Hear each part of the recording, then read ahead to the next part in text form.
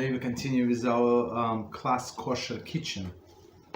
We start with Sefer Shmiras Haloshon, and the topic is the Metzora isolation. So Metzora is a person who is sick with tzaras, with this leprosy. What happened? 1 second. Oh, please, Rabbi, who is playing with these things, don't do it, please. 1 second.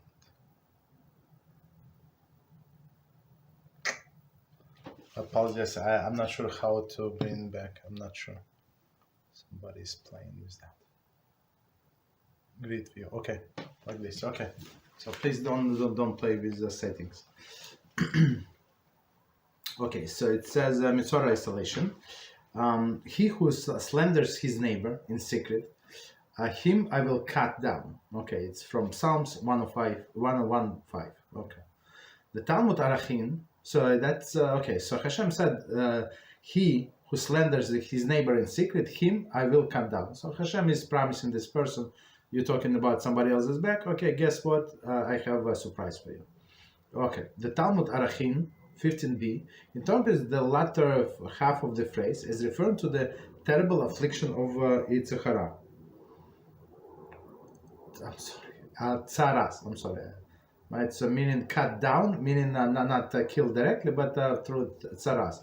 And it's one of the things, as we learn in the Torah, it says, for example, when we learn about Pharaoh in Egypt, right? So it says the Pharaoh died, and one of the explanations Rashi Zatzal brings that he did not die, but he had tzaras because of his behavior, right? And it's like the person who has tzaras, it's like he's dead man. Okay, continue.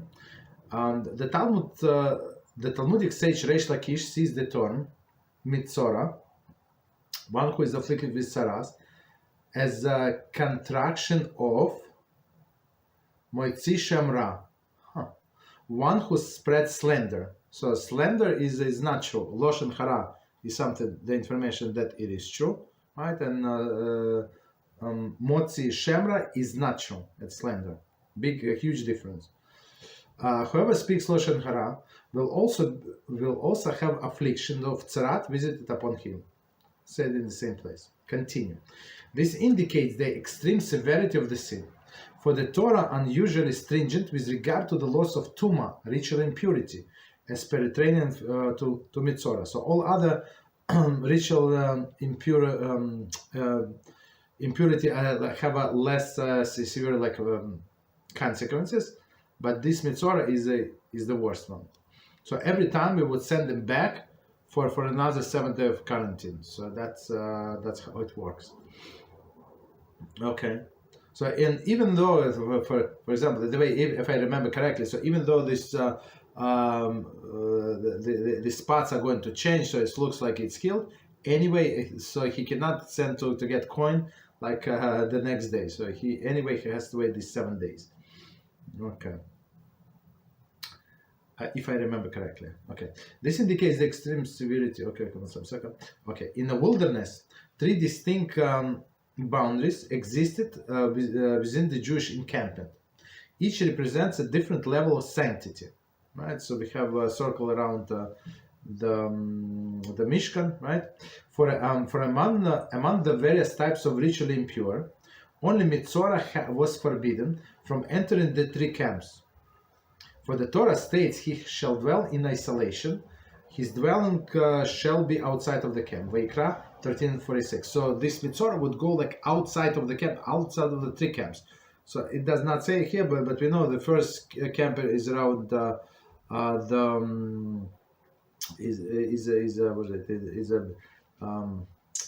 Mishkan. Then camp of Levites, so they would surround the Mishkan, and the 3rd camp is Israelites, all other the rest of the Jews. So, for example, if somebody has ritual impurity because he was in contact with death, right? It's also ritual impurity, very strong one. For example, a Levite buried his father. Okay, right. So he's ritually impure, but he does not have to go out of the camp. He stays in his house, and that's it, right? But this Metzora, so he goes out of all camps just to show us how severe it is this impurity. And another explanation for this is. What is the explanation? That he was trying to be too friendly, as we said last time. Was it yesterday? Yeah, I don't know. Yesterday, or at least this week, we said that person was trying to be too friendly. And he was trying to share juicy gossip with other people. And okay, you wanted to be friendly, so we send you out of the camp. So you're going to stay in isolation.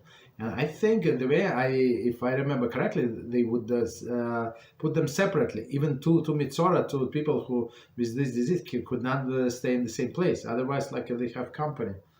This Rishaim. Okay, continue. Why was Metzora singled out to live in isolation?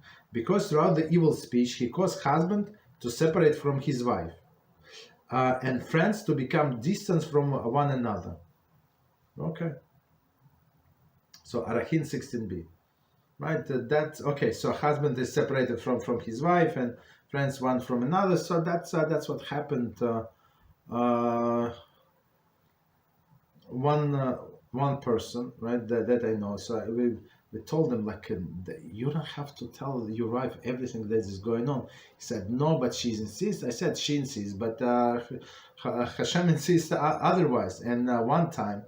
This genius. Even I told him like I don't know, all these problems was from telling his wife something, and she would like take revenge. So she for him, and somebody offended this guy. Nice fellow, but he came and told his wife, and then she met the wife of that fellow, and she started arguing with her and stuff like that, and it was the big disaster. Why? Is because he could not keep his mouth shut. So you understand? So we're not allowed to share everything, like all of the negativity with husbands and wives, right? So it's still laws of Lashon Hara apply even in that situation. Not even in that situation. So if something like extraordinary, if somebody, the wife is she's I don't know, in distress or something, okay, you're allowed to listen to her, but you're not allowed to believe whatever she said. Okay, that's the Halachah. So, and of course, do not act on whatever she said or what he said. Rabbi Shiur ben Leib said, why was Metzora singled out to bring two birds for this purification? Said the Holy One, blessed is He. His sin was one of sinful chatter. Therefore, let him bring the offering, the chirping birds. Right. So that's exactly measure for measure, as we said in one of the classes. So the sin has to be rectified, the measure for measure, and the punishment HaShem sends to this world, measure for measure. That's otherwise we would never ever would find out why we're having this difficulty. Right. But it is measure for measure. Okay, stop here. Any questions on what we said?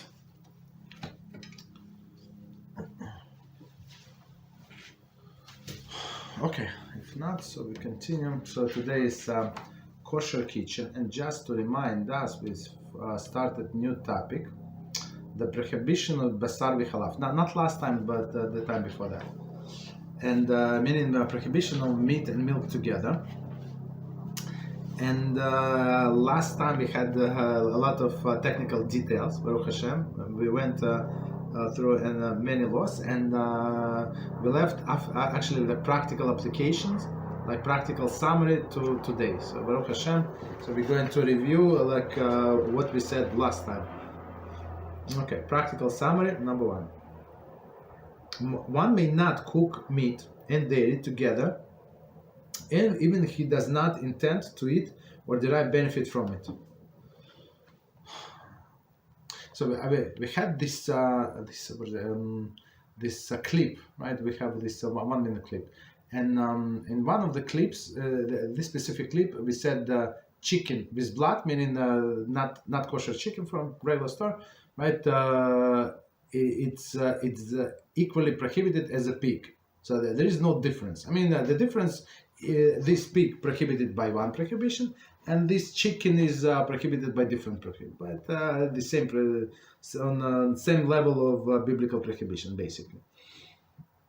Right? So some genius wrote as a comment, and in his mind. So you see, in the mind of every person, as Shlomo HaMelech said, every person in his mind is very wise, right? So he said, so what about cats, right? Can they eat?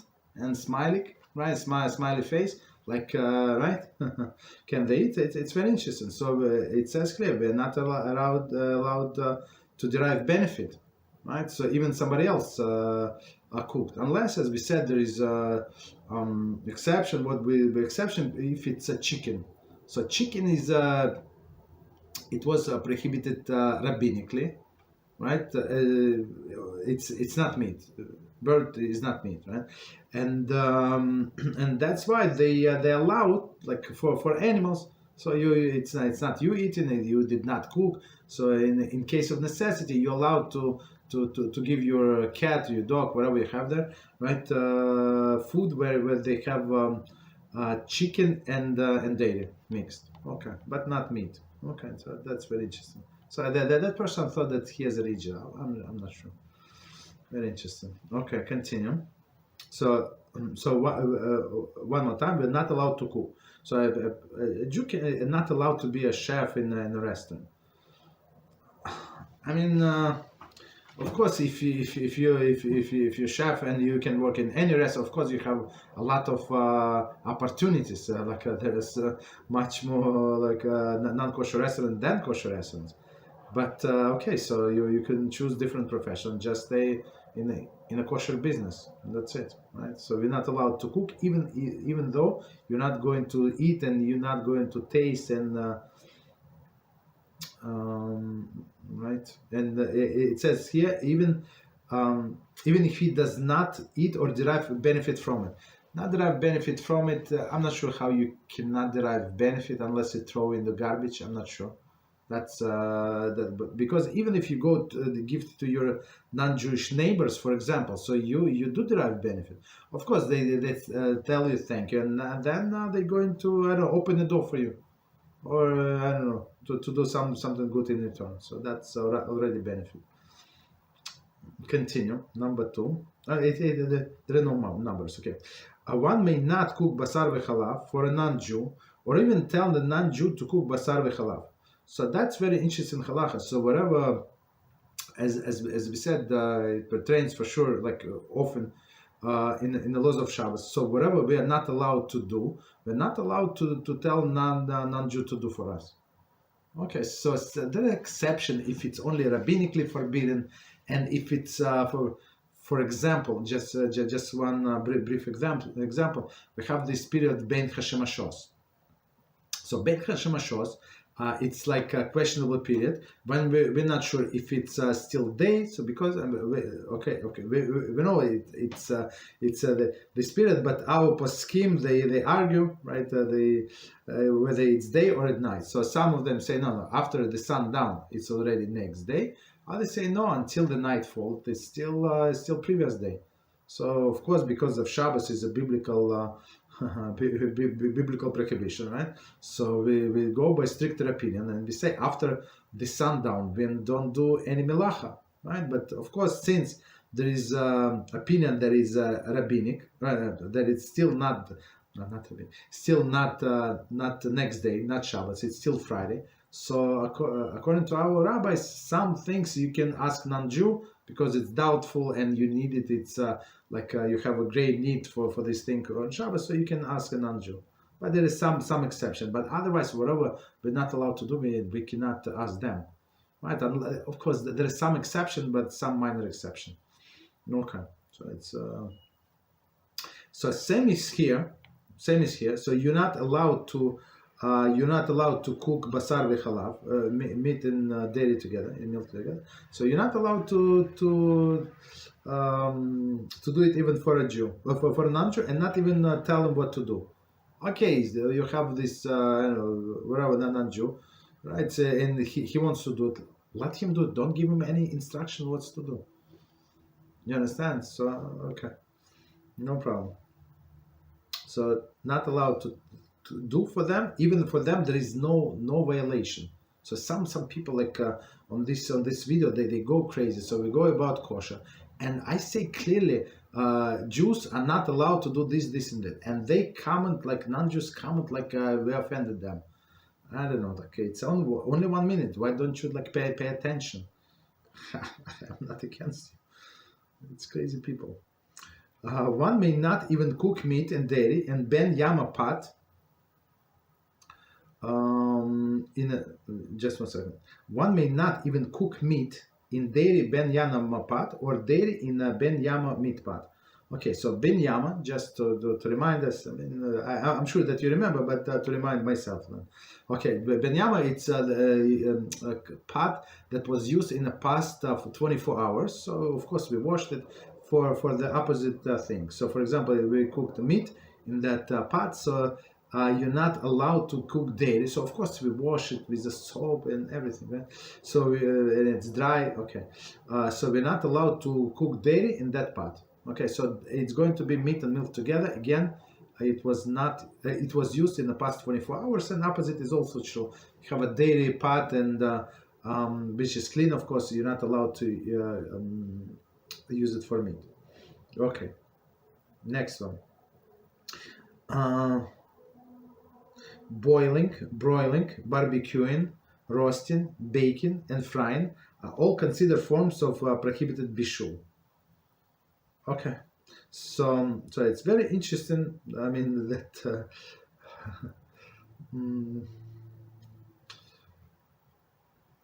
Okay, so when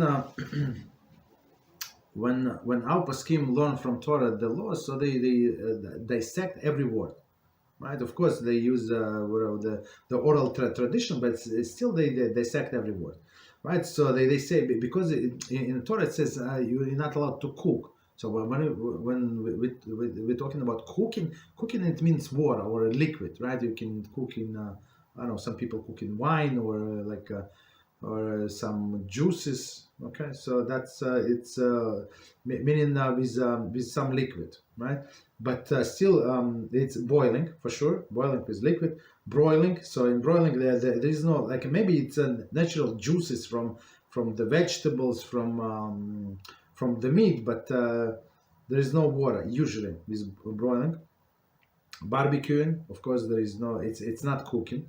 I mean, it's different type of cooking, roasting, baking, all of these things. So you're not allowed to do it, to do all of these forms are considered to be bishul. Bishul meaning cooking. Okay, so meaning Halachah is very, very, very straightforward. So I mean that's what our sages said to explain to us, because Torah said only cooking. Continue.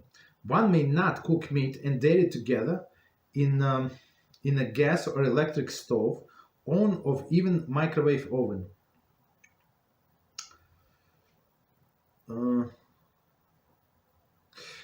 Electric stove, oven, I'm not sure. Okay, so they say cook meaning with any source of heat, basically.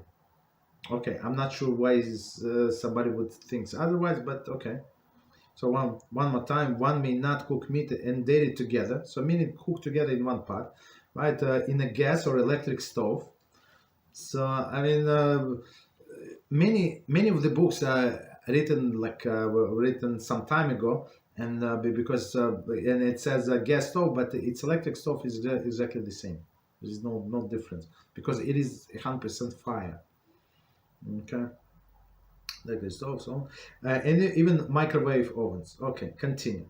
One may not pour milk over the cold meat, or not pour hot milk. I apologize. One may not pour the hot milk over the cold meat, or hot meat gravy over cheese. Right? So because why? Because one substance is hot and it's going to cook another for sure. So the hot we define hot is above Yad Saledas Bo, so the temperature when when the hand recoils. Okay, so you have to be very careful not to pour. I'm not sure why somebody would pour, but okay. Anyway, one who uses one sink for meat and dairy should not turn on the hot water if there are meat and dairy remnants in a sink or a sink strainer. Okay, that's basically. I mean, of course, people live when you rent apartment, right? And many people. So sometimes it just I would say that cheaper for a person. Just I mean, if a person is intending to stay in that apartment for some quite of time, I don't know, 3, 4, 5 years, whatever. I mean, that's the situation. And I have the students like that. So they say, look, we're not making money to buy a new apartment, and it's good area. It's near the schools, near the yeshivas. So okay, so I'm going to live in this rented apartment, and I mean the reasonable landlord, this and that. So I'm going to stay. So we always suggest, I mean, to buy the sink, right, with the double sink, and just install it. I mean, usually in these apartments it's all sink. So if you tell a landlord that I'm going to install the sink and I'm going to pay for installation, or like if somebody handy can install it themselves, it's not a big deal. I installed a few things for other people. I like these things, right? So it's not a big deal. So basically, for don't buy top of the line. I mean, maybe $200, maybe even a little less. You can buy less, I guess. But if good, like good quality, you can buy for $200. It's going to last you for a very long time, right? And that's it, right? That's it. You have double sink. But somebody who would go with one sink, so it's not so easy. It's not. So we would suggest the simple suggestion. I guess the cheapest one is to the less headache. The headache one is get only paper plates, right, and these disposable cups and everything for daily. That's it. So and parv and meat you can wash in the sink. So you can deal with one sink. But some people, they insist on the pots and the frying pans just wash in the bathroom. Okay. Otherwise, you put yourself. It's too much to headache, I guess. Okay. So, but anyway, so I give you some solutions to solutions. Whatever person prefers, doesn't matter. But the third one is a situation when he still have one sink, right? One who uses only one sink for meat and dairy should not turn the hot water. If there are meat and dairy remnants in a sink or in a sink strainer. So I mean, you of course you wash your meat dishes, right? Your meat pots, and there is a residue on the bottom. So if you're going to put your plates, your milk dairy plates on the bottom, so guess what? The water is hot. So they're going to get absorbed even from outside, right? And then you're going to put it to inside. So it's like even it's a minute transfer, but it's still very, very possible, right? So they say whatever, clean all of the residue before start using for opposite. Okay, but it's the people who I know, like my student, not my student, it's a big headache for them, especially when they have kids, like younger kids, and they require to eat they want to eat the dairy stuff. It's not easy to live with one sink. Okay, it's possible, but not easy. Okay, have to be just organized. Next one. One may not eat meat and dairy cooked together in any form noted above. Okay, so meaning barbecue, broiling, boiling, whatever. So doesn't matter. Okay. One may not eat meat and dairy that absorb taste from each other in any manner, such as soaking or salting. Right, as we said, soaking is actually especially if it's for more than 24 hours, for sure it's going to absorb the taste. But if it's even pickled or something with salt, with vinegar, so it's even less than 24 hours. One may not eat meat with dairy together. Okay, so it's separate prohibition. So together meaning that a person did not cook, but just eat. So he beat the what is it, the meat, right? The piece of meat, and then he wants piece of cheese, like separate, even swallow. So it's the mouth is free. Okay. Next one. One may not derive benefit from Basar Bchalav prohibited by the Torah law. So meaning of the animals, right? Milk and meat from animals. Meaning that you derive benefit, as we said, to sell it, of course, or to own the company, to own a restaurant. So some people would go to buy a franchise, for example, that they want. I don't want to. I apologize. I don't know anybody who did it, but they, like technically, right? So he said, look, I just want to invest money. It's not kosher restaurant in Burger King, let's say. It's good location, and I know somebody who is going to that, non-Jew. So I just want to invest the money. Well, what is the problem? So a big problem that you're not allowed to derive any benefit. Okay. So in deriving benefit, of course, as we said, filling it to your animals, it's also deriving benefit. Or what else? Or given to non-Jew, right? Even for free, you're deriving benefit. Continue. One may derive benefit, from the meat and milk mixture that is only rabbinically prohibited. Chicken or non-kosher species. So chicken, let's say chicken in dairy, as we said, in the dog food. Sorry, we're not allowed to eat it. It's clear. Since it is prohibited, doesn't matter. It's biblically prohibited. Rabbinically, it does not make any difference.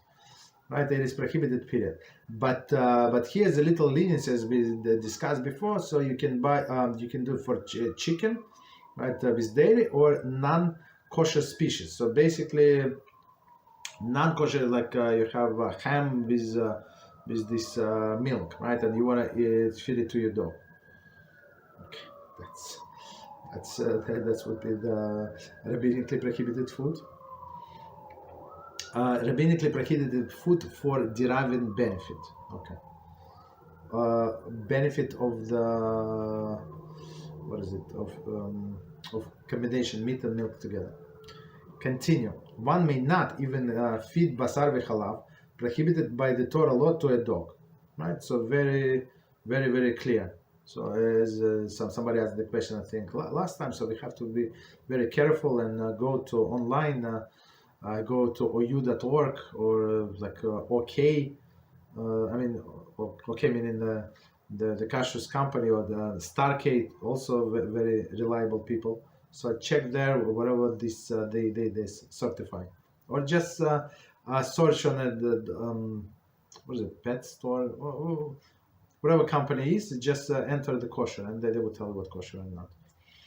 Okay. Okay, so the dog food that contains only rabbinically prohibited basar v'chalav may be used. As we said, rabbinically meaning if it's not of kosher animals, or of chicken with milk. Thus, dog food containing milk and chicken may be used. Okay, so exactly as you said. There is no problem. So this person from a commentary, so he thought that he's a genius. Like, what Rabbi is going to answer now? And Beezrat HaShem, we have one of the answers that somebody asked me, and I did not know the source. I gave the vague answer. It was some time ago. I don't remember what class was it. I apologize. I don't remember everything, but today I came upon this answer. Very interesting. Beezrat HaShem at the end of the class. Very interesting also question. One who erroneously purchased basar v'chalav should consult a rav regarding whether it can be returned. It can return. So why is that? Right? So I mean, if I bought by mistake, so I bought it, and then and then so if I'm going to return, so I'm going to derive benefit from meat and milk together, meaning that I'm going to sell them back in some sense, right? So I mean that's why there is a question to begin with. So I bought something, and now I want to resell it, okay, for the same price, but I want to sell it back to the store. So it depends on the Rav, but I'm not sure why would he say no. Because whatever you did it. It was honest mistake. You did not know that it was not kosher. Like um, somebody asked me if something is kosher. So somebody asked me to find a kosher product, and I look online for that specific. I'll tell you what it was, a cod liver. So it's like a very delicious food, right? And I found it, and I sent that person the company that actually kosher. I know that kashrus company, and it was on a picture, and that person sent me. He said that there is no kosher sign. I guess. I don't know. So and I said it should be. Maybe you don't look like maybe on a side, this and that. But the person sent me a picture, and whatever. Even though in a kosher in a store site website it says that showed the picture there is a kashrut sign, but when the person went to the store, exactly the same company, everything is the same, but without kosher stamps. So I mean, have to be careful. So if he is going to buy, let's say I told him, let's say I told him that you're allowed to buy this such and that such company is a kosher for this and this product. So he bought it, and then he find out that it's no longer kosher. So I mean, he's allowed to return. There is no problem. Like it was honest mistake. We bought on the knowledge that it's supposed to be kosher. Okay. So continue. One who erroneously sold basar v'chalav may keep the money. Okay. So if by mistake sold basar v'chalav, continue. So basically, a Jew cannot own like something like a grocery or something, or like a supermarket. At least by himself. If he would have a non-Jewish partner, it would be easier. But by himself, absolutely not. And then I guess the biggest issue would be with Pesach. I know what are you going to do with Pesach? If your customer would come for 8 days and don't find pasta there and bread there, okay. I guess they're going to leave to go somewhere else. Okay, continue. Basar v'chalav must be disposed of in a manner that ensures no one will come to benefit from it. It must be buried, burned, disposed in the toilet, or thrown into the river in which there is no fish. So, of course, if there is a fish, they're going to derive benefit. So, what is a river without fish? I'm not sure. Still, there are some creatures there. I don't know, maybe like ducks or something. They're going to eat. I don't know. So basically, that's the way to dispose. You go flush to the toilet. You bury it, burn it, whatever you do. Okay. Because why we're not allowed to derive any benefit? Okay. Any questions on what we said? Go ahead, please. Yes, so what you were talking about, the kosher stuff, if we find it on the website and we go to the store and it doesn't have a kosher sign, whatnot, the website says it's kosher, are we still allowed to buy it? Or? No. We're not allowed to buy it. You see, and I checked this product, so I wanted to help this person, right? Elderly person, right? So I said, don't go to the store. Let me see if I can find online. Maybe I can order for you. You pay me back. So I mean, but online the prices was much higher than in the store next to that person. So I said, apologize. Please go to the store. And I think it's like everywhere on all of the websites. It said that it's kosher. That person went to the store and it was not kosher. You understand? So this kashrut, so we know it's they give the kashrut contract only for 1 year. So after 1 year they expired. That's it. No more coverage, unless they extend. And on some websites says I love this website. Websites, so they would have all of this like very interesting, very interesting. They would have like all of the certificates the original certificates. I mean, it's a big job to scan in all of the certificates, and you see the expiration day, and you see the actual signature of a rabbi, and like when it was certified, like when its expiration. That's simply amazing, right? But it's always expiration day, and that's the only website like that I found. Like we needed. My wife needed something like chocolate chip, chocolate chips for baking, right? And majority of chocolate chip, what they sell, they actually dairy. Of course, we cannot use dairy. We need only paref.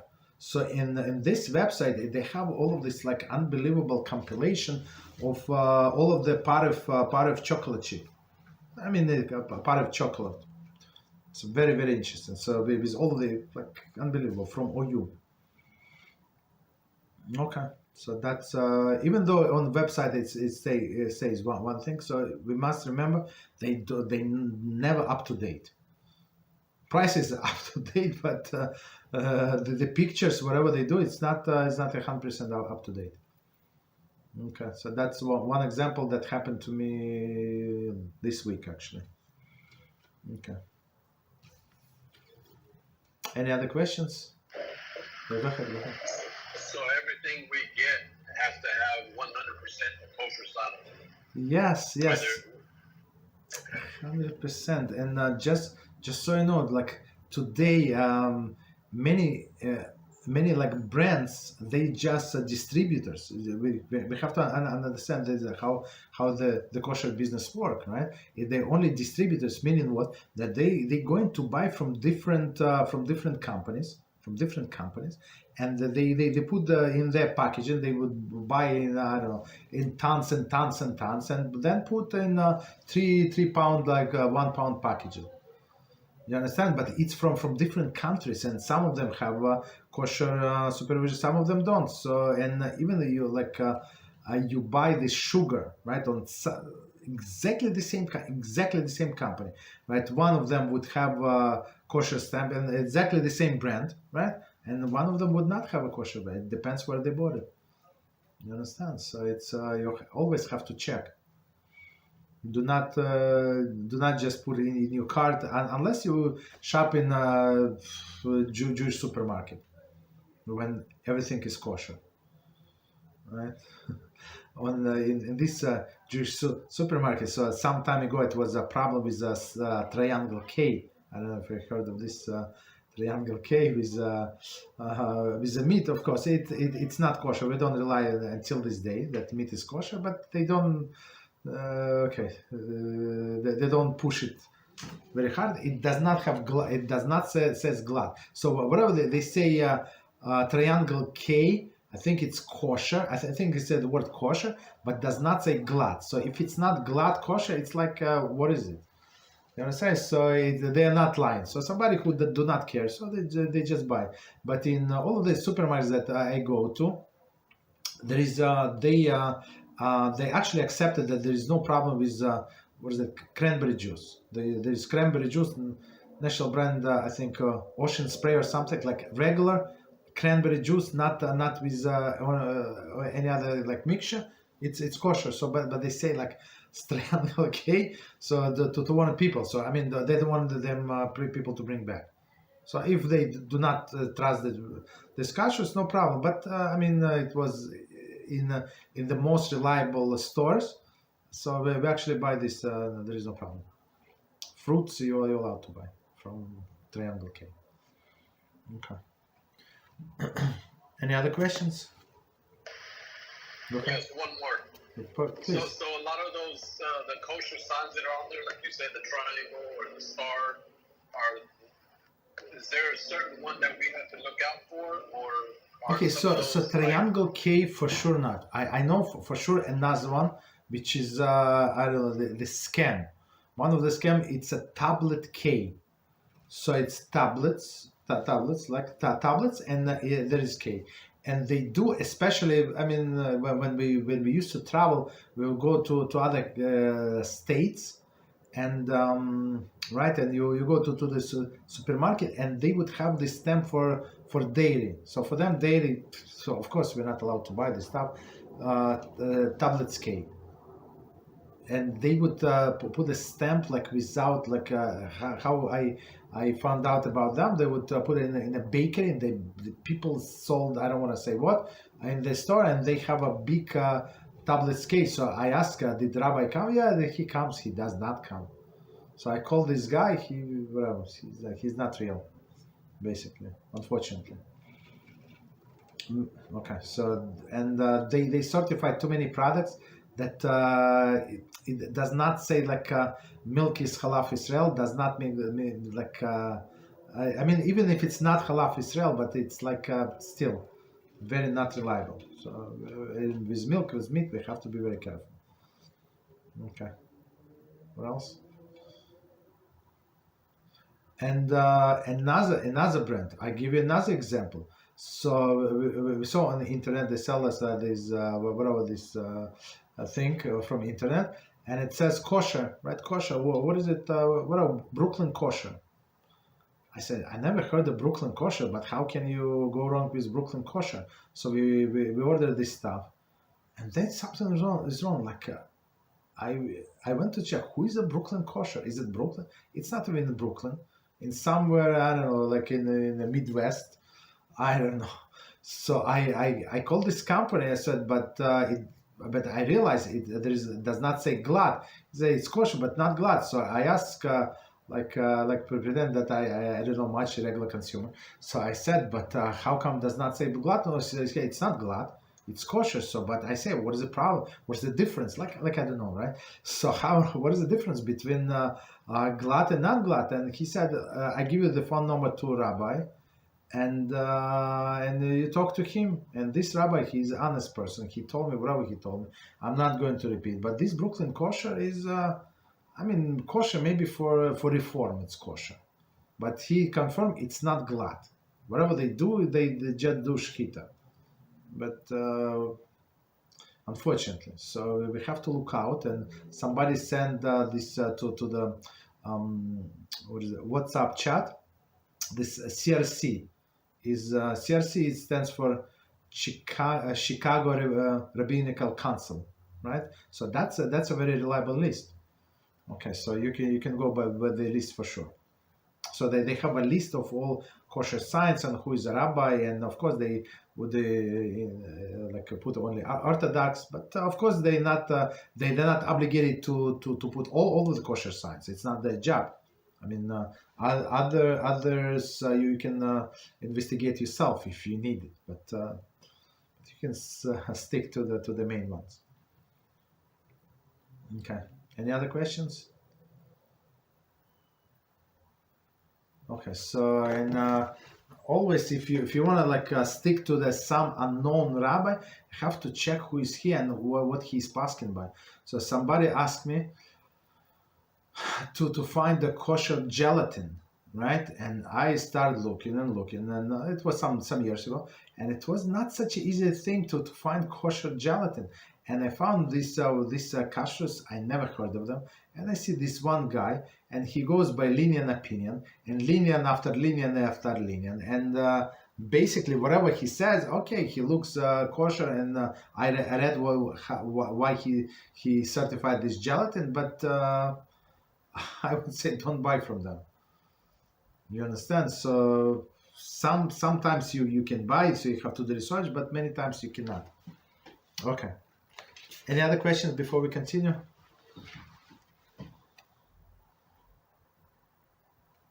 Okay, so no problem. So continue.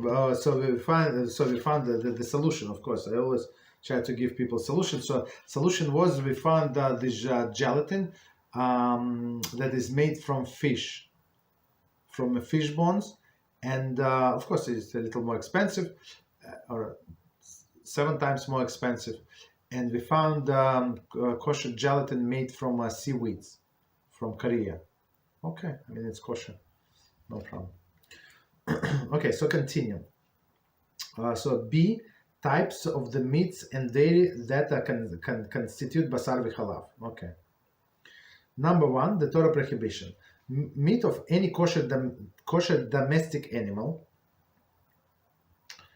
Right, so the commentaries say those types of domestic animals that may be eaten when properly slaughtered. Okay, no problem. That was cooked in a milk of any kosher domesticated animal is included in the Torah prohibition Basar Bchalav. So just to stop here and understand, so all of the animals, kosher animals, right, that were slaughtered properly, right, and milk of domesticated animals that included in the Torah prohibition Basar V'Chalav, milk and meat. So all others would be, as we understand, is rabbinical prohibition.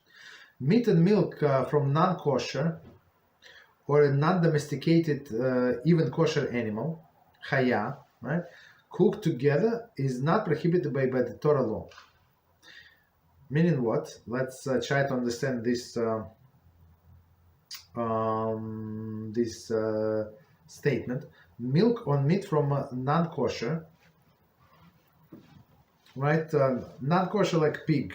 Well, let's say pig with milk. So it's so in Torah. I mean, maybe there are exceptions, but I can think of any right now. But usually one prohibition is enough. So if something is prohibited, so it cannot be prohibited prohibition on top of the prohibition. So if this pig is forbidden as a non-kosher animal, so it's forbidden. So whether you eat it with the milk, not milk, with salt, without salt, it is still forbidden. Okay. So one more time, milk or any milk or meat. I'm sorry, milk or meat from non-kosher or non-domesticated, non-domestic, even kosher animals, right? Non-domestic and kosher animals cooked together and not prohibited by Torah law. So what does it mean? So we have this. What is it? What is this? It's a deer, antelope, and perhaps buffalo. Okay, so there is buffalo milk by me. In this butcher store, they call this sell buffalo. I mean, it's like we bought it once, we don't want to buy it again. I mean, it's very lean. No. Right. So since this buffalo, so with the domesticated with the milk of the cow, it's not prohibited by Torah law, but prohibited by rabbinic law. Okay, so I mean, still prohibited. Even cow's milk cooked with deer meat is not considered basar v'chalav by the Torah law. So don't try it at home, but technically, right? So you have a deer meat and cooked with milk is not prohibited by the Torah law. See, that's all. Since a deer is not domesticated animal, similarly meat of the fowl cooked in the milk is not forbidden by the Torah law. Okay, so I mean, even though they're not forbidden, does not mean that we can eat. Okay. So continue. Non-domestic. So number 2, non-domestic animal or fowl meat. Non-domestic. Okay. Rabbinic law prohibits. So now we're going to in reverse, right? Rabbinic law prohibits eating even chaya or a fowl meat or fowl meat cooked with even in chaya milk. So chaya meaning this like wild animal, right? So one more time, rabbinic laws prohibits eating even chaya or fowl meat cooked with the chaya milk. So meaning this deer, eat deer with the deer milk, or eat this chicken with the deer milk. So it's like it's only rabbinic, but still forbidden. And certainly if either the meat or milk was from the domestic animal, right? So I mean, it does not change. It does not make prohibition smaller or bigger because it's still rabbinic. But all of the combinations, even one element is prohibited by the Torah law, or two elements, or both of them are rabbinical. It does not make any difference. It is still forbidden. In addition, but the difference is, I guess, we're going to see later on. Like in some cases, as we spoke about the chicken with the milk, so we can derive benefit like after the fact. So that's how it is helpful. In addition, rabbinic law prohibits even merely cooking fowl meat in milk since its appearance is similar to animal meat, and people may confuse with the animal meat. Okay. So one more time, rabbinical law prohibits even merely cooking fowl meat in milk. Okay. So I mean, because people would make a mistake. So let me check time quickly. I guess we can stop here. Continue next time. Any questions on what we said or we did not say? Go ahead, please. So what about like using, instead of like you said, the deer milk or what, coconut milk or almond milk or things like that? Okay, so that's a good question, and Baruch Hashem, I did a big research. So somebody asked me a question many years ago.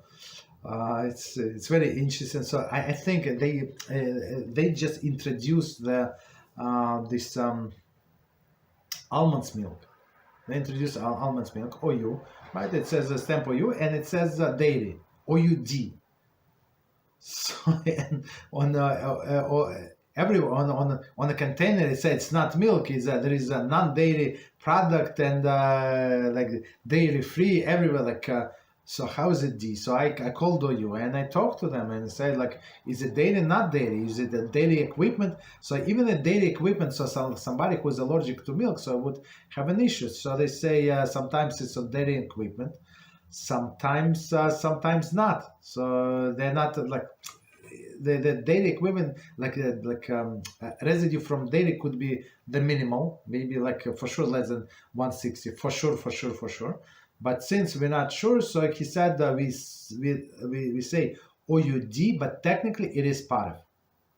And coconut milk, of course, there is no dairy there, unless they use they extract from the milk to make it whiter, to make it white for a white color. So for them it's not dairy, and so you have to. So I asked this OU, and I then call again about this soy milk. They also asked me. So I mean it's not clear. So they explained. Of course you have to go brand by brand. You cannot generalize it. I have to disclose. You have to go brand by brand, and they told me. So we give you guarantee for 30 days. So because this company have a 30 days, if they change some ingredients and now it's a real dairy, they have to notify the Kashrut agency. So that's how it works. So me personally, I use this almond milk. We don't drink regular milk, but okay, it's not whatever for whatever reason, right? I use almond milk, but I treat it as a dairy milk, but it's not. Right, so but we're trying to be careful. I don't want to call them. I don't want to rely. They check. They did not check. I mean, he told me the truthful situation. So in case of the need, so maybe if I need to drink this that almond milk after 8 meat. So like let's say I never had this situation, but let's say some of the kids. So we will allow them to do that. No problem, because it is actually part of. And it says everywhere that it's non-dairy. You understand? That's the thing. So it's not so simple. Of course, you have to call them case by case basis. But for us, for our understanding, it's not dairy. Okay. Any other questions? Go ahead. Yes. So one who's in there. You were talking about the plates earlier and stuff.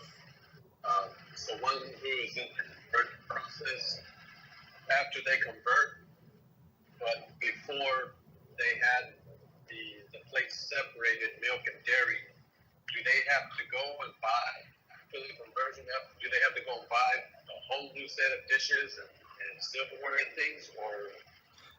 I mean, until okay, I see what you're saying. So until a person can committed 100% to go kosher, and we were talking about somebody in the process of conversion, or somebody's trying to to start a Jew from birth trying to observe kosher. So until they know exactly what they do, we always tell people don't change the plates right away. So trying to buy go everything in steps.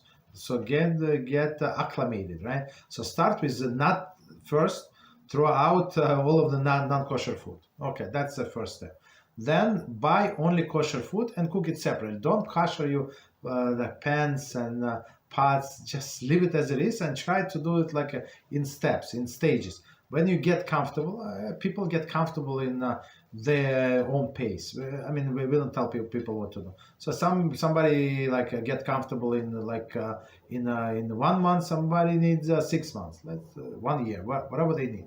So after that, so you go you know exactly what you're doing. So you go buy a new set of pans and pots and plates and. So some of these things we can kosher, and we're going to learn in this book all of the details about koshering. So before that, it was we were speaking about summary. I mean, it's a pretty summary, but in some actually details, many details. But here he's going to, of course, go into all of the details: what you can kosher, what you cannot kosher. If it's a China from this year, from that year. If you have some sentimental value in this china, right? If it's from your great grandfather, it would the different things would apply. Okay, but I would say first get comfortable wherever you are, right? With your kosher observance, and then switch. Don't switch and then start learning, because if not everybody in your family is ready and they're trained, they're going to frustrate you in the first 3 days. Guess what? They're going to cook something in the wrong pot, for sure, guarantee. Okay. Any other questions? Okay, so let me get my book. So we're going to learn a little piece from In Yaakov. Baruch HaShem. So of course I would not find this piece if I search for it. So the question was asked. So somebody asked me a question, and I did not know the answer. I'm not obligated to know all of the answers. Nobody is obligated to know, right? But we should strive to know, right? So the question was, right? So the question was, everybody knows two parts, right? For sure know two parts, but not too many people know how to connect two parts. So for one part, everybody knows that until or they don't know that they're going to learn right now. So until after the Noah came out of the ark, right? They was not allowed. So he was the first man who was allowed to eat animals, right? And it's 7 Noahide laws. So before Noah, there were only 6 laws that were given to Adam, right? And the 7th law was not to eat from the live animal. Meaning what? So our sages from this learn. So that's when he was allowed to start eating animals, and he brought them in a sacrifice to HaShem. Okay. So but until now, a person was not allowed to eat animals. Okay. So I'm sure most of you knew that. But second part is also very, very interesting. So it says that when Adam, right, the first man, was so comfortable in his Gan Eden, so angels actually served him. So how did they serve him? They, I'm not sure if I can find it. So they serve him with like barbecue meat, right? And they pour him wine. Just 1 second. Right. So this question, this person asked me the question. So how is it, right? How is it possible? You said that Adam was eating meat, right? This roasted meat served by angels, right? And the first man who was allowed to eat meat was actually Noah. Between Adam and Noah, I think it's like 10 generations. something, right? So how is it possible? So it looks like contradiction. So our rabbis say, of course, there is no contradiction, right? And it's actually, what is the source? In Yaakov, it's Talmud Sanhedrin, and it's page, if you want to look up, very interesting, it's page 59b, and it says, one second.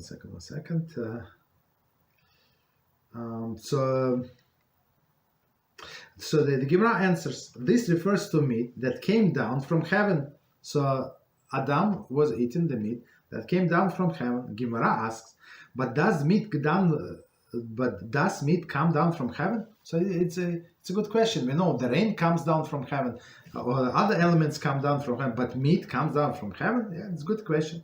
Gemara answers yes, as in the story of Rabbi Shimon ben Chalafta, who was walking on a road when the pack of hungry lions set upon him, right, and began to roar at him, threatening to devour him. Okay, so it was Rabbi Chalafta, the lions are about to eat the poor rabbi, and he quoted. So this rabbi talked to the lions. You know, it's like always amaze me. So these lions know the Torah. We don't know the Torah, but lions knew, right? What did Rabbi Chalafta said? Rabbi Shimon ben Chalafta.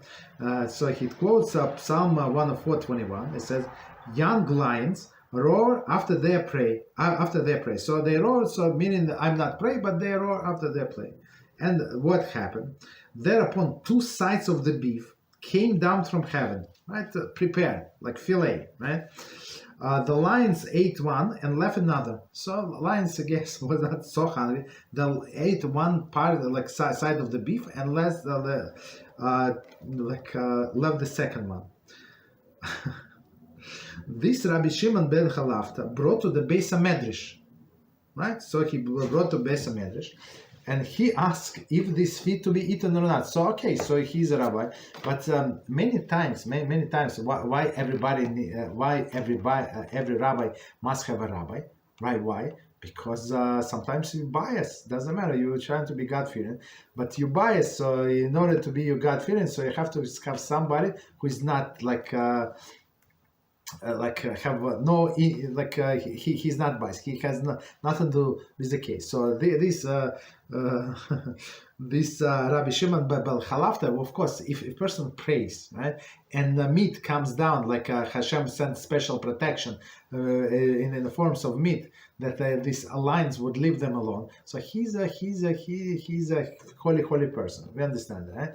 So, and even this holy person, of course, he knew the answer. He knew that where meat came from, and he came to this piece of meat to the Beis HaMedrash. Okay, so that showed one thing. It does not say here, but just logically that you're not allowed to waste. So if you have food, don't overcook, and then throw it to the garbage. That's absolutely forbidden by the Torah, right? So he said, lion did not eat, they did not touch, it's clean. I'm going to take to the Beis HaMedrash and said, is this fit to be eaten or not? So he said, is it kosher or not? And guess what was the answer? The rabbi answered, nothing unclean comes down from heaven. So meaning that in his case, so yeah, the meat is kosher. It was kosherly slaughtered. No, do not worry. Rabbi Shimon ben Chalafta, you can eat it. And same is Adam. So it was meat made in heaven, 100% kosher stamp. Okay, sign HaShem. Okay, that's the answer. So of course I would not find it. Unless I would know where is it. But today it was actually our early class, so I was amazed that I found this question. Maybe was asked, I don't know, 6, 7, 8 months ago. I don't remember exactly, but okay, very nice. Any questions on any topic?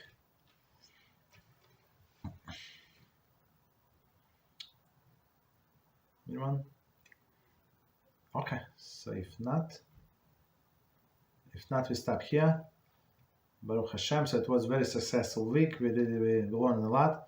Baruch Hashem. We should continue learning next week. Beezrat Hashem, and wish everybody good Shabbos. And until Monday, Beezrat Hashem. Thank you very, very much. Good Shabbos. All the best.